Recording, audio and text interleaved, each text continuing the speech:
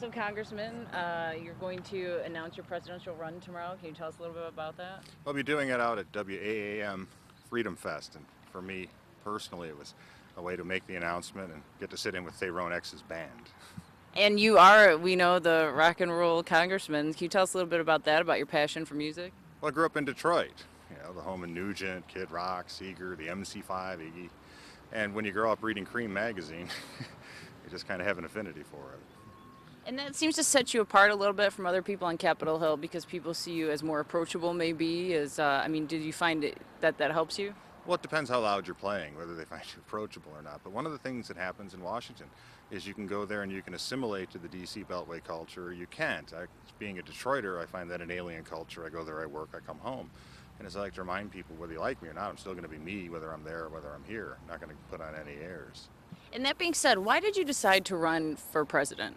I think that when you go around the country, and I did my due diligence, people are looking for a new message. They think there's room for it. I think they're very concerned about what they're going through. And I think that what we went through previously with the auto industry and others, when you see people who can't find work, when they feel that there are forces outside their control, big powerful entities that are impairing their ability to make money, their ability to provide for their family, this is not just a common theme. It is around the country, 14 million unemployed. You got up to 30 million people that can't switch jobs to find a better one. And at the same time, you see that the inflation rate is starting to rise and you see real wages declining. We do not want to have a situation where the United States has to go through what we did.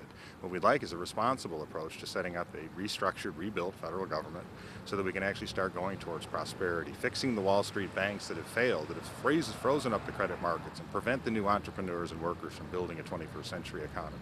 We also understand that one of the strategic threats and rival model of governance to the United States is communist China, and a lot of us don't think that having a nuclear-armed communist dictatorship control the 21st century is a good idea. Being that said, you're talking about some of the bailout stuff. Are you worried about having to defend your vote to help GM and Chrysler to people outside of Michigan? Well, we know at the time that it was not popular, but the vast majority of Americans understand that America has to have a productive economy. We can't simply be a consumptive economy, borrowing and spending and continuing the cycle downward.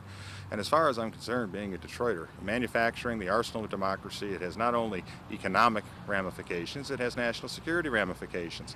And I will always be proud of my support of my community in American manufacturing, and especially the people who work in it. What will be your main messages in your main platform views?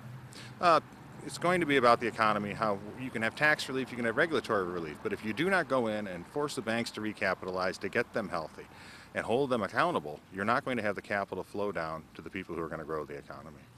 Are you worried about name recognition? Who knows you outside of Michigan? Because I know there are a lot of other people in that ring, like Mitt Romney. Well, the field, according to all the polling that we've seen, no one is satisfied with the field. That means that when I go to Iowa or I've been to New Hampshire, they talk about, is there room for another message, another person? The answer is yes. Now, whether or not it'll be me, it'll be depending on whether it resonates with them and they feel it's something they can get behind to move America forward. But if you don't ask, you'll never know. And are you worried about fundraising at all? How will that work with your campaign? In the past, people have made the mistake of believing that money will drive the message. I would argue that then John Connally would have been president, not Ronald Reagan.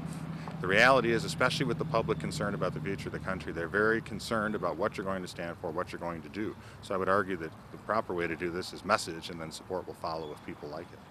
And then, we know how old the presidents are, so can we ask your age?